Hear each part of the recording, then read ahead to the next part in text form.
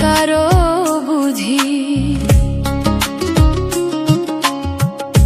আপন হইলাম না,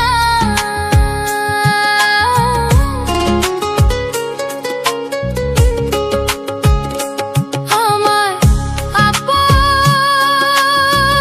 করে সবাই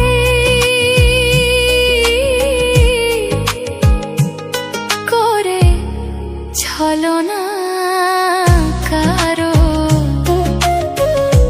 আপন হইলাম না,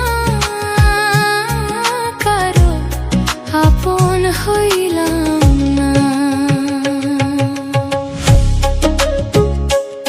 এই পৃথিবীতে কেউ কারোর নয়,